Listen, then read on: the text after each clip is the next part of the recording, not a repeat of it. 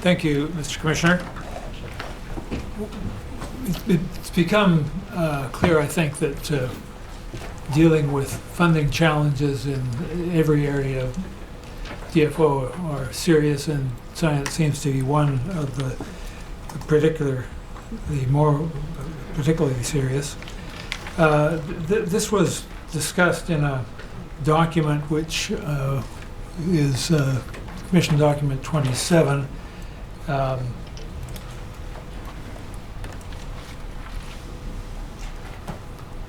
we go?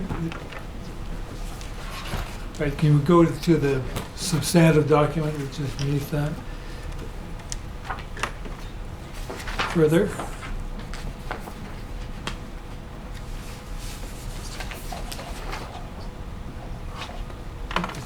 It's the attachment. Oh, there you go. Thank you. Ms. Frolinger, can you identify this document that seems to come from your cache of documents? If I could respond, this was a document that I wrote. Perfect. So I am the author. May this be marked as the next exhibit, please. 1918. Thank you. This is a document entitled Science-Specific Region Budget Impacts 2010-2011. It describes the budget challenges faced by DFO Pacific. In the overview of impacts section, it says, some programs depend heavily on national competitive or other non-A-based funds, and that's at the bottom of page 1. The budget impacts would be managed through general reductions. As a result, it says impacts will often materialize as lower quality science advice in subsequent years. So this creates the need to manage with more scientific uncertainty, and it looks as though you're preparing for more challenges in the future. So my question, Ms. Dansero, is for you. Is it acceptable to cut scientific funding with the expectation that the quality of scientific advice relied upon by DFO managers will be eroded? They'll be managing with greater uncertainty in the future? As we've discussed earlier, it is acceptable for governments to look at their fundings, to look at the funding on a yearly basis all the time. It is whether or not that results in lesser science or lesser quality science or reduced amounts of science, I'm not sure is always the case. One of the areas that you'll notice in this document that's talked about the request was to look at efficiencies, and that's always our first request. We don't go to priorities and ask for priorities. We asked clearly the science group was asked to look at its priorities and to evaluate those against the amount of money available. So we try and protect the science and the information that we need within the budget amounts that we have, and we do everything we can to look for other types of efficiencies to find our savings. We also, as we said, for all of our program areas, we need to constantly make sure that what we are doing is what is still required to be done. And I would say in science, as in everything else, there are sometimes projects that we are doing that no longer fit with what is absolutely required, and sometimes those things could stop being done. Now, there's a real caution on the part of scientists when their budgets are being cut. There's no question about that. There's a nervousness around the impacts that this will have on the quality of their work, but they are extremely professional, and they will look into areas that don't have an impact on the quality of the science. I appreciate that you try to manage the resources as best you can, and you've described how you try to prioritize these things. I'm looking at this more as to whether or not we've gone as far as we can go, and maybe too far. in the context, and just for a couple of contextual things, I mean, we've heard it said throughout that DFO is a science-based, knowledge-based department, and we've heard a great deal about the interrelationship between science and management in DFO. You overlay on that the precautionary principle, which is accepted in overall Canadian government policy and mentioned in a number of specific policies within DFO, and in its connection to this is the less information you have, the less certainty you have, the less exploitation you can have, for example. You have to behave in a way that protects these things. Given that context, is it good enough to simply allow this to erode once you've gone beyond your very careful prioritizing? And obviously governments have to do their very best with resources, but at some point, don't you have to say, this has gone too far? I suppose if there was, if we reach that point, yes, but it is a constant exercise, or should be a constant exercise in government, to review where the monies are going. And that should apply to all programs, so that science should be ensuring that the very best information is available and potentially stop doing certain things that are no longer required. And there will always be some of that. There will always be a need for prioritizing, shifting areas, letting some things go. And that's why we let science itself tell us what they think the priorities ought to be. But it should be a matter of regular course. Whether or not it results in reductions, or as we said before, in some cases it could result in increases, it's a normal part of doing business. Could we have Canada's document 23, please? Excuse me, Mr. Oh, I'm Paulson. sorry. That last my apologies. That last document should have been marked as 1917.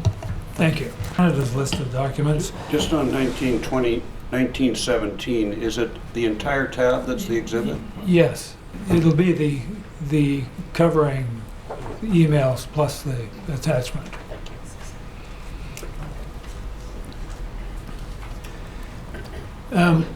Ms. Dansereau, this is a document that describes you as the Deputy Minister Champion of Science and Technology, and it says here that you are charged with strengthening the capacity of federal science and technology in support of government priorities.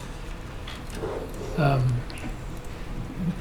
so this is a government-wide obligation or opportunity that you have, correct? Yes.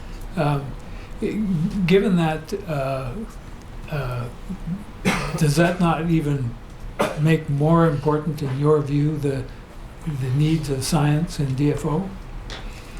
I have never said that the need for science in DFO is not of paramount importance. I think where there's a difference, perhaps in the points of view, is that I don't necessarily equate constantly providing money as a solution. We need money, we need base funding, we need budgets, but for me, managing those budgets is as important as having the budgets in the first place, and that's what we're talking about here. So to be the champion doesn't mean that I will be knocking on Treasury Board's door asking for more money for science. It will mean that I'll work with scientists across the system to make sure that we have the tools and the abilities to properly prioritize the work that is being done against the priorities that have been established by the government in the speech from the throne and or in the budget speech. And so it's simply a matter of providing some support to the scientific community as opposed to being a champion that goes knocking on the door for more money. Are you knocking on the door for more money for No. science in DFO? No, we are currently in a budget cutting exercise, as you know. Are you seeking to preserve the status quo with funding for science in DFO? We function, as I think you know, from an outcomes focus, and we, as I said when we talked about the habitat policy, what really matters is achieving the outcomes, and we are given a certain number of resources with which to achieve those outcomes. And so we have to organize ourselves in such a way as to be able to do that. I don't start from a dollar figure. I start from a desire and a responsibility and a duty to achieve outcomes. If we may go back to Exhibit 1917 for a moment, please, Mr. Lund. Oh, thank you. Before we do that, could we mark tab 23 in Canada's documents with respect to Ms. Dansereau's role as Deputy Minister Champion of Science and Technology as the next exhibit, please. He marked as 1918. Thank you. And going back to 1917, I wonder, Ms. Richards, if I could direct you to page 3 of that document. This is set out as your appreciation of what various goals, budgetary constraints would provide you for 2010, 2011. So that's the current. That's the last fiscal year. That's the last fiscal year. Yes, this is not for the current fiscal Right, year. This was written. one immediately Yeah, passed. yes. And on page 3, under heading 5, there's an $800,000 reduction, which you then look at in the context of cancellation of salmon monitoring programs. Did in fact science suffer that $800,000 cut, and were these monitoring programs canceled? I think I'd like to provide, if I might, just a little bit of context around this document. I mean, every year we always have some funding challenges, and every year we are asked to propose what we would do if our budgets were reduced by certain amounts. And so we go through these exercises, Mr. Commissioner, and I consult with my staff, and we come up as best we can with taking into consideration the priorities. We come up as best we can with a list of proposals that we would put forward for consideration. In this case, we went to the group who was doing enumeration, and we had a very formal process to rank all those programs. And so we then looked at that ranking, and then basically looked at the amount of money, and then proposed cutting those programs that were deemed to be the lowest priority of that set. Now the process is that we then go and then we develop these lists.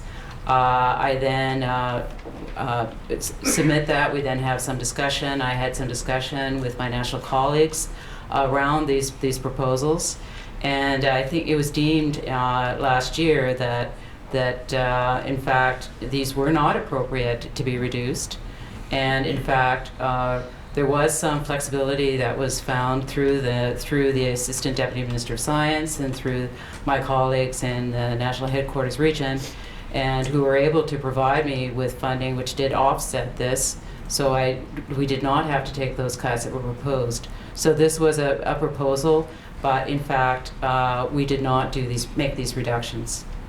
Have you given similar advice for the coming fiscal year? We go through similar exercises every year. I can't remember precisely whether I went through an exactly similar exercise this year, but we did go through some exercise and look again at some reductions that we might have to have, because we always I think you very well know that science can always spend more money than we have, and that's just the way that science is. And so it's always a question of trying to prioritize and look at this.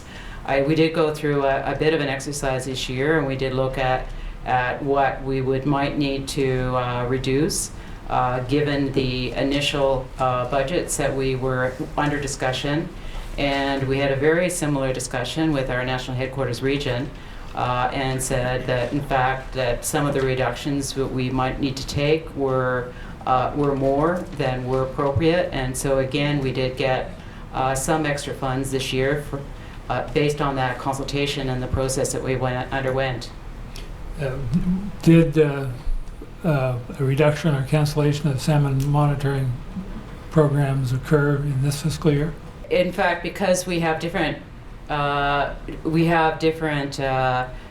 programs each year because the different groups that come back are coming back in different proposed strengths.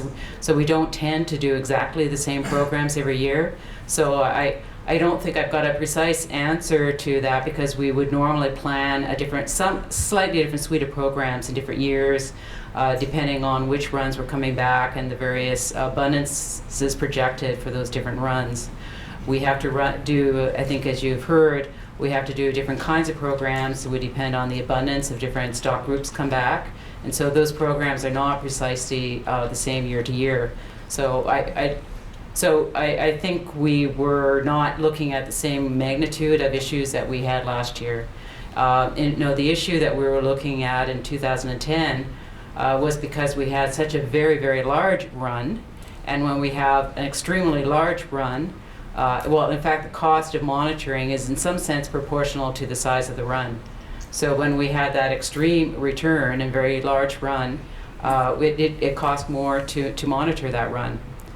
We were not looking at the same magnitude of return this year, and so the projected cost to monitor would be less.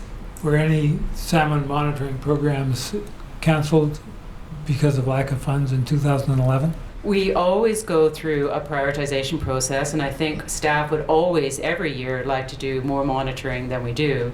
So I think we were comfortable this year that we dealt with the highest priority programs, but there are always, every year, more programs that we could do for not just sockeye, but for all stocks of salmon. So I take it that there were some salmon programs that were canceled this year.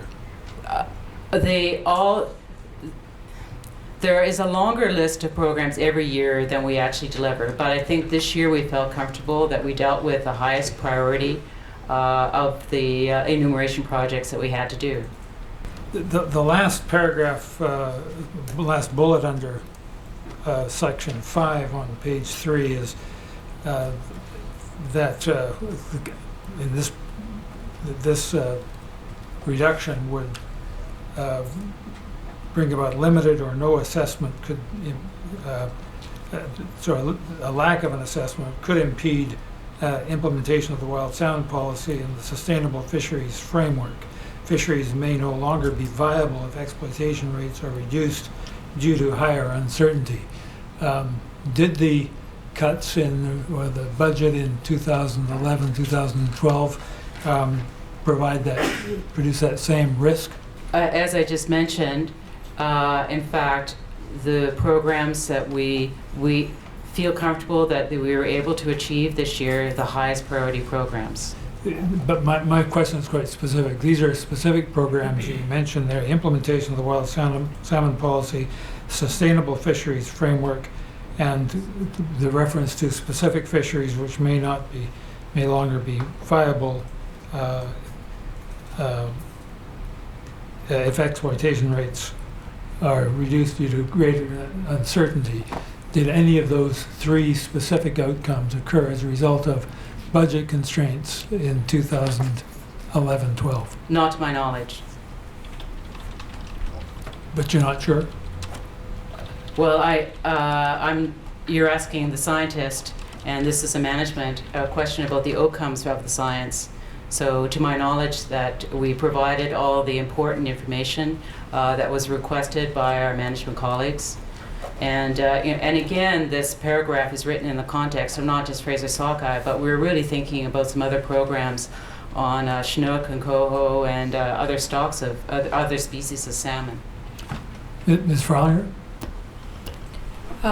The implementation of the wild salmon policy continued as planned, as did the implementation of the sustainable fisheries framework, and there were no exploitation rates reduced due to higher uncertainty in this year.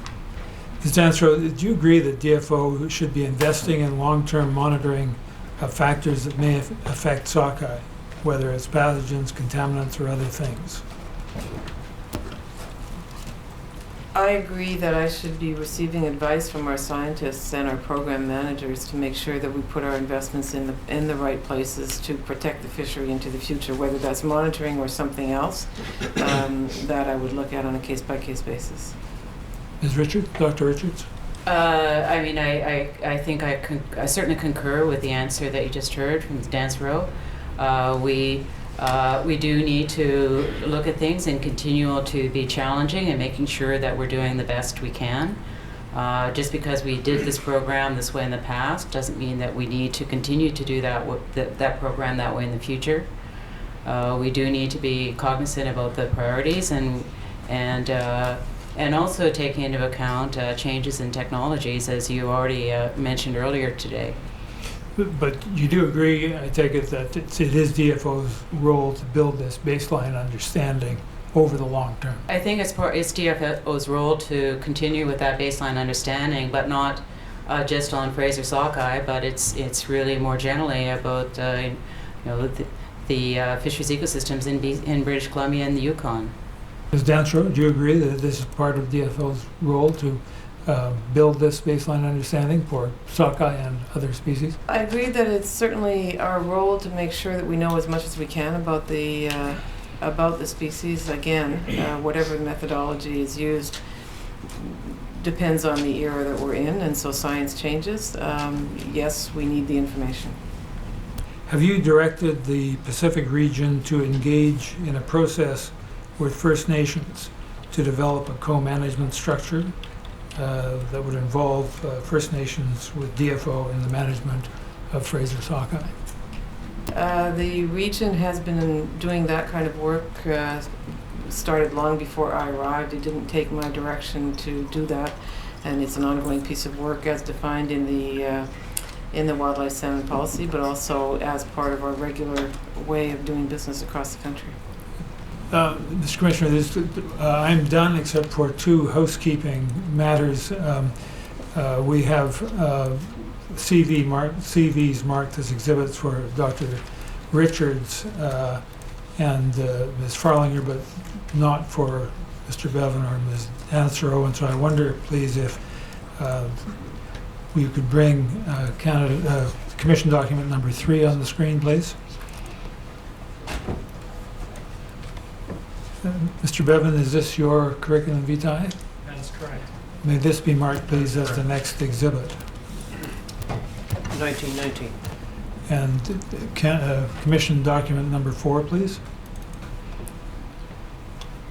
Ms. Dansero, the picture tells us, I think, is that your biography? Excuse me, I would say that it's a description of my work in the past, but if required, I can send a more formal CV.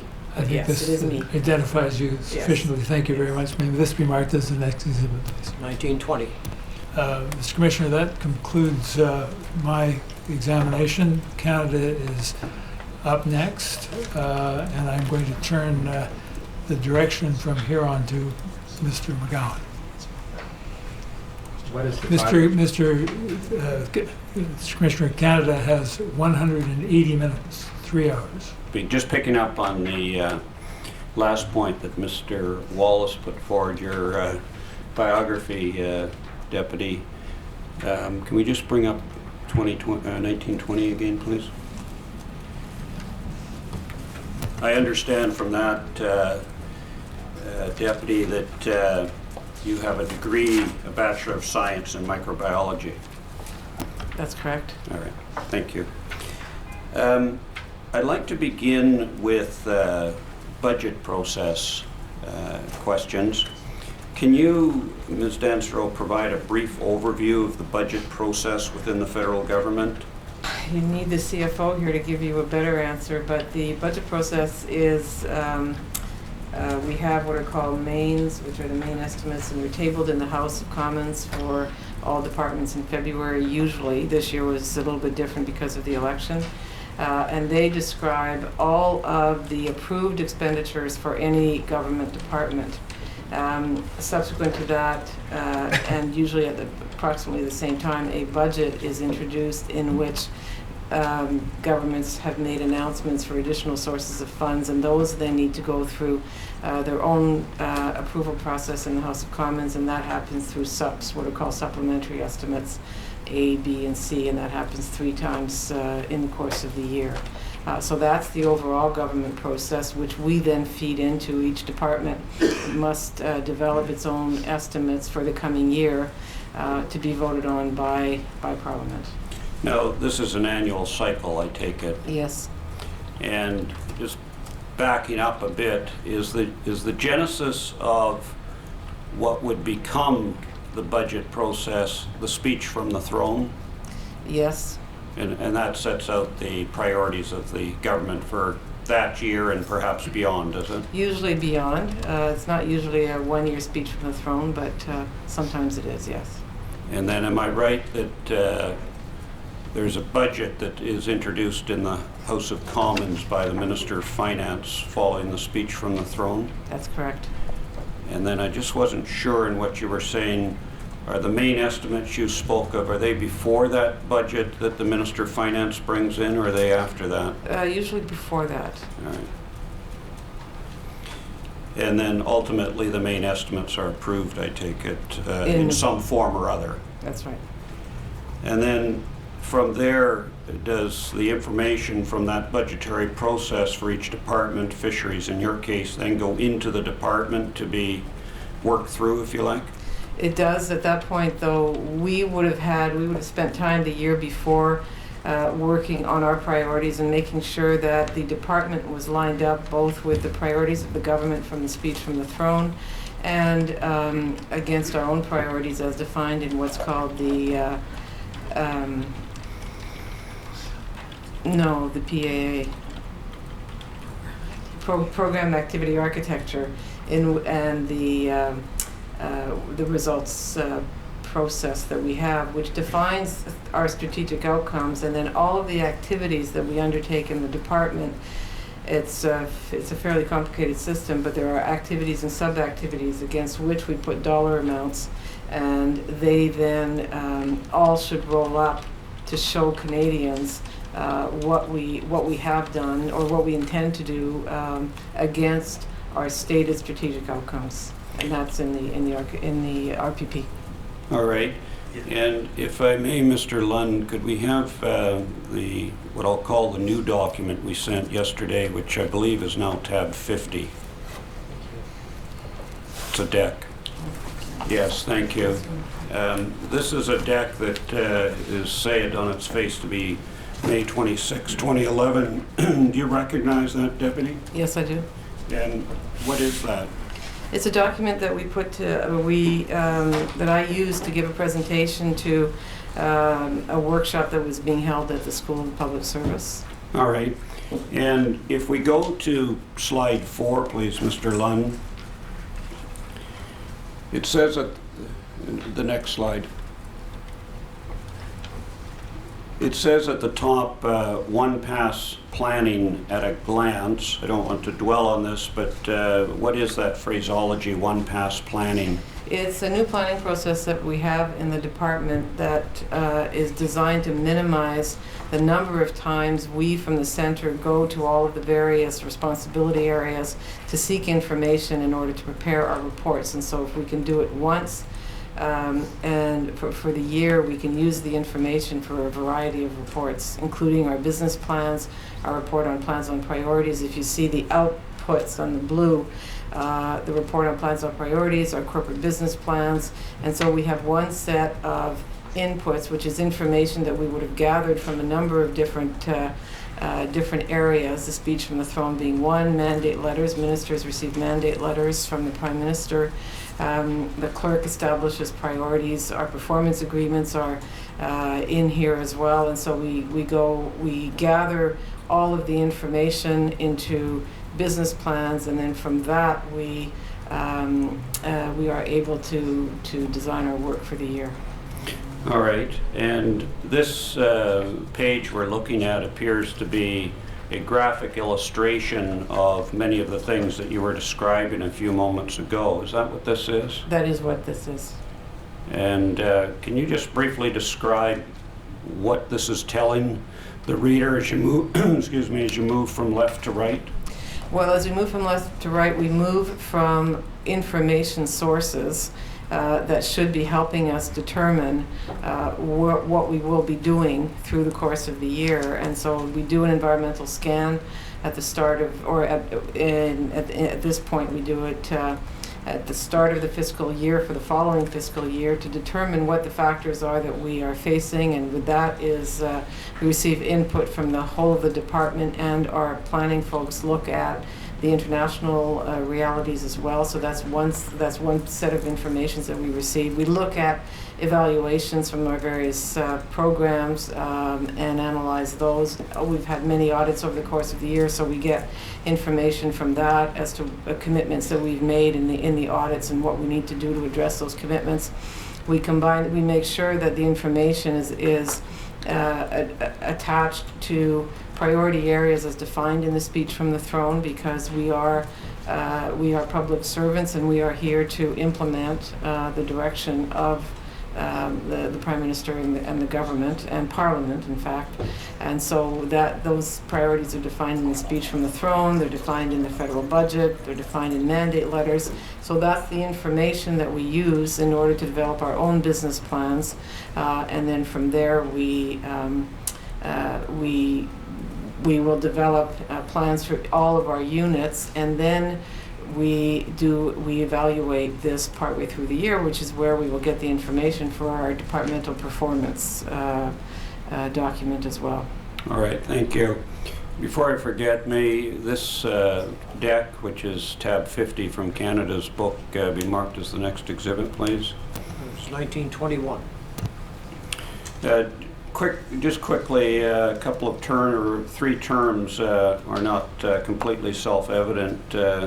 Deputy, I wonder if you could just briefly explain each. Over on the left side, which is the information inputs going in towards the bottom left, there's risk profile, evaluations, and MRRS. What are each of those? The risk profile is a requirement and an absolutely logical requirement that all departments must have corporate risk profiles to determine in what area are they most likely, or is there potential for them to not achieve their objectives, what is causing the department and the clients and or other areas to be at risk. And the risk profile will also have mitigation measures in them, and then those need to be included in our business planning.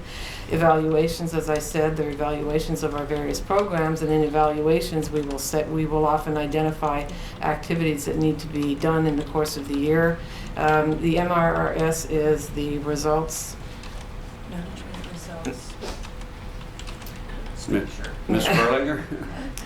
That's okay if no one's got it at hand. But it's a very important document for us, because that is where we first, and these are approved, that's an approved document by Treasury Board for us that we work on through the year, and it's where we define how we will be held accountable. It defines our strategic outcomes, it defines the indicators that we will use, and how we will be measured. All right. Now, there's two other documents, I understand, that aren't on this chart. And we're finished with that deck. One is Report on Plans and Priorities, or RPP, and another is Departmental Performance Report, DPR, and I think you referred or alluded to that one a moment ago. In brief, what are each of those reports or documents? The Report on Plans and Priorities is a document that the Minister, or that is tabled in the House of Commons in Parliament. It is a document that is in the Minister's name, and it is our summary of all of the plans that we have for the coming year to inform Canadians on what we intend to accomplish in the coming year. The DPR is the performance, so it's an analysis of the performance that the Department and Treasury Board will feel that we have accomplished against the RPP, against the Report on Plans and Priorities. So one sets out the agenda and the activities, the other does a review of our performance against those. All right, thank you. Ms. Farlinger, because we're in this inquiry most focused, of course, on Fraser Sockeye, we'll go to the Pacific region budget, and in particular, we're of course particularly concerned with British Columbia. But just to remind everything, I understand the Pacific region is British Columbia and the Yukon Territory. That's right. And you are the Regional Director General for Pacific region, meaning both those political jurisdictions. That's true. Can you briefly outline what processes you have within the Pacific region for the budgetary process, what information or requirements are put to you, and then what you do as an organization in British Columbia, and what comes out of that? As the deputy mentioned yesterday, I'm a member of the Departmental Management Board, and that is the area where the various elements mentioned on the input side of the slide we recently focused on are discussed and clarified. In that process, I provide regional input to all of those pieces of information, and I also take the output of those pieces of information back out to the region in terms of our planning process. So our planning process is very much a product of the national planning process with identified priorities, including regional priorities that have been incorporated into the national priorities, and is very much an operational plan for delivering all the programs of fisheries and oceans in Pacific region. And who's involved in the development of the workup, if you like, for the Pacific region budgetary process? We have regional directors who are accountable for different program elements, who work with the staff of the Assistant Deputy Minister of Ecosystem and Fisheries Management and the staff of the ADM program policy to make sure the Pacific priorities and work are understood, and also to understand the national priorities and work. So each of those regional directors, for example, the regional director accountable for fisheries management, the regional director accountable for science. So that's Dr. Richards, and the regional director accountable for ecosystems management, and a regional director for small craft harbors. For example, each of those individuals works with their national program area to develop the program priorities that relate to the larger departmental priorities that have been previously established in the process at the Departmental Management Board.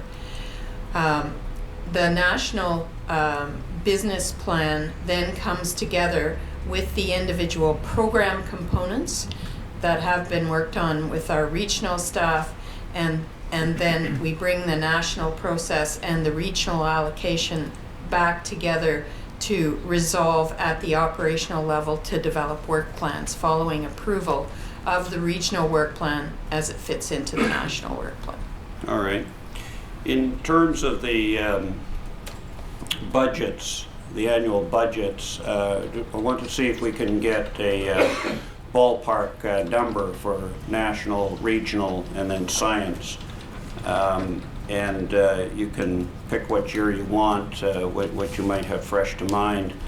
In terms of the national budget, Deputy, can you say roughly what is the budget of the department? And in that, I appreciate that there's a Coast Guard component, so you can include or exclude that however you think best. Thank you. The 11-12 budget for the department, including Coast Guard, because that's the number I work with the most, is $1.82 billion. All right. And do you know roughly of that what is the Coast Guard component? No. Okay. And Ms. Farlinger, your budget will be part of the number that the deputy has just put forward. What's your budget? I'm going to talk about this in terms of expenditures for 9-10 and 10-11. Okay. In that regard, the total regional budget for 2009-10, including Coast Guard, was $404 million, the total expenditures. And this was broken down as follows: 271 for the DFO activities and 134 for the Coast Guard expenditures. In 2010-11 was roughly the same, 404 million overall. Pacific expenditures on the DFO side were in the order of $284 million, and on Coast Guard side, $126 million. All right, and I appreciate that you may not have the current year numbers right at hand. The deputy was speaking in current year numbers, as I understood her. Do you know whether your current year numbers are different from 2010-11, or how much different they are? We're in the process of going through the year. The budget as allocated was in the same range as last year. All right. And then if we turn to science, Dr. Richards, can you say approximately what the annual budget for science in the Pacific region is? I can tell you that our average expenditures over the last 5 years from all sources was about on the order of $55 million. And of that... That's per year, isn't it? Per year, yes. That was our average over the previous 5 years. And I can also say that of that, it's a little complicated because at the start of the year, our budget tends to be around $41 million. And then we do get money coming in through the year because a lot of the work that we do is through competitive national programs with directed funding that come in later in the year. So, in the end, as I mentioned, our year-end expenditures average of the last 5 years were on the order of $55 million. All right. Now, is it correct that budgets, generally speaking, are created or determined by reference to activity or projects? They are measured, or I guess you can say they're created, but they are. We talk about activities and sub-activities of the activity architecture. Yes. I should maybe put my question another way, and maybe this will help. Is the budgetary process such that there are budget items allocated to Fraser Sockeye? The budget is generally allocated by program, for example. So to resource management or fisheries management, to the habitat program, to the small craft harbors program, to the science program, as described. Would it be right then that it's not a straightforward exercise to say what is the amount actually spent towards Fraser Sockeye?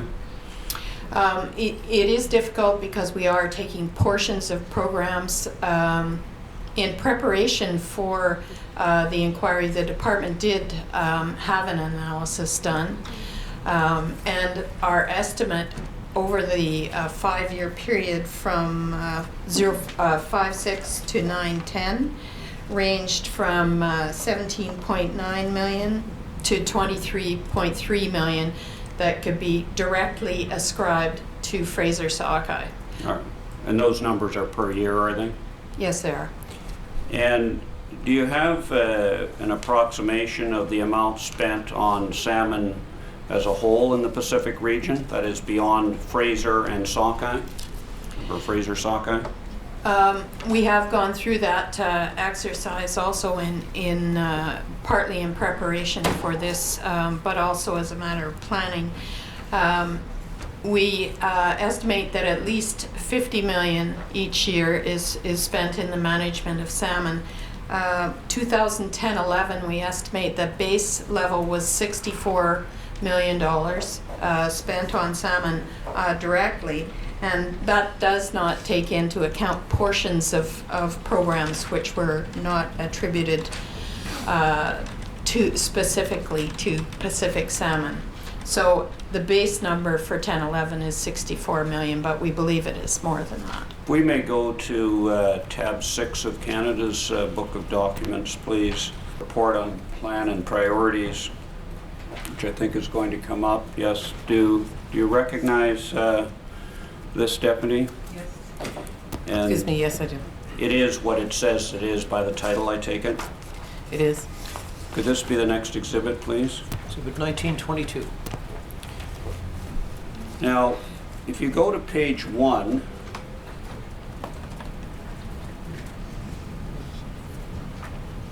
yeah, thank you. You'll see there under highlights for 2011-12, and this is a page where the minister is providing his overview of what the document contains. You'll see highlights there. And the first one is modernizing fisheries as being a key priority and initiative. Can you, Deputy, put in more concrete terms than the words modernizing fisheries? What is being conveyed there, or what is it that is going to be done as a priority? This is an exercise that the department has been involved in for a number of years, and we will continue to be involved in this. And it's ensuring that we have the most up-to-date policies to allow the people who fish and the people who live off the fishery provide them with the best policies to ensure that they can be economically prosperous. So that means a whole series of things, some of which you've heard David Bevan talk about yesterday. It includes the policies, changing the number of policies that we have, the types of policies that we have, and it's just looking at a whole suite of activities inside the department. All right. And if you look at, I think it's the bottom bullet there, strengthening engagement and key partnerships, including renewal of departmental consultation framework, especially as to Aboriginal dimensions. Are you able to say what's encompassed in that in more concrete terms? Well, as you know, this is an important area for us. We are a partnership-based organization in all of the client group or partner groups, whether that's in commercial fishery or First Nations, and we know through experience over time that the only way for us to do bullet number one, modernizing the fishery, is to do it through proper consultation and partnerships. So all of our regions and all of our areas are working actively at ensuring that we have the best engagement strategies and partnership relationships. All right, thank you. If you turn to page 3, please, Mr. Lund. You'll see there, I may not have the right page. I'm looking for the strategic outcomes page.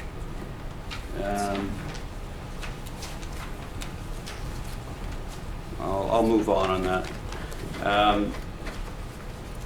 Well, let me do it this way. At some point in there, there's a strategic outcome that is economically prosperous maritime sectors and fisheries. Are you familiar with that, Deputy? Yes, very much. Probably very familiar. Yes, very. I think it's on pages 3 and 18, although I can't see it on page 18 and page 3 when it came up there. What's meant by that? It's actually on page 5. Okay, thank you. It's ensuring that the people who participate in the fisheries in Canada are in a position to be able to earn a good standard of living. And so against that, as I described earlier, so that is what we would call a strategic outcome. That is what we tell Canadians we are aiming to achieve, and then the activities will be in the green boxes, and that's a set of programs against which funds are placed, and then under that would be sub-activities within those programs.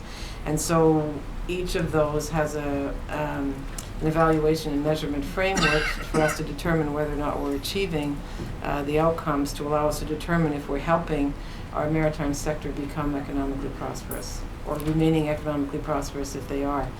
Given the uncertainties that we all know about, if there are no fish, then we can't possibly achieve that outcome.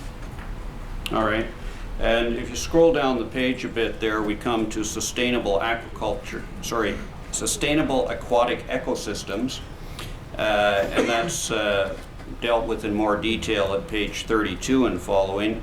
What is encompassed there? You can see some of the bullets beside the words there, but what's this all about? Well, again, this is a way of tracking our expenditures against what we think the key program areas are in order to achieve that outcome. So in order to, we think, achieve sustainable aquatic ecosystems, we need to have a good compliance and enforcement program. We need to have, in this case, unwanted enhancement programs, habitat management, various big program areas under which our staff will, against which our staff will be dedicated in the sub-program areas.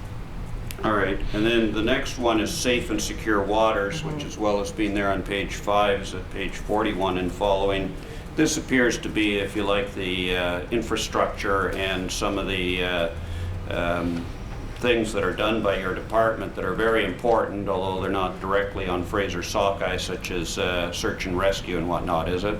That's right. These are, a lot of the Coast Guard activities are captured here. We need to be able to define our investments in Coast Guard activities, but also other things such as the hydrographic products, which are critically important to mariners that come near Canadian waters, whatever those mariners may be doing. And so, again, it's a critical responsibility of the department, including the Coast Guard, to ensure, to the best of our ability, safe and secure waters. All right, and if we turn to tab 16 of Canada's Book of Documents, and I'll just introduce this perhaps, and then we'll get to the lunch break. I'm going to go into an area to do with DFO policy making. Tab 16 is a compendium of questions that are extracted from the transcript, and they're questions and comments that you, Mr. Commissioner, were asking and making on the dates that you'll note there. I propose that we mark this as an exhibit for or document for identification. I don't think we need it as a exhibit proper, although if you want it, I'm not opposed to that. Identification. Thank you. It'll be marked as, for identification, JJJ, triple J. And then after the lunch break, I'll ask the panelists if they could answer and comment on the questions and comments you've got there, because we think it's very important, of course, that we give you what we hope is helpful on policy and answering those questions. Thank you very much. Hearing will now adjourn until 2 p.m.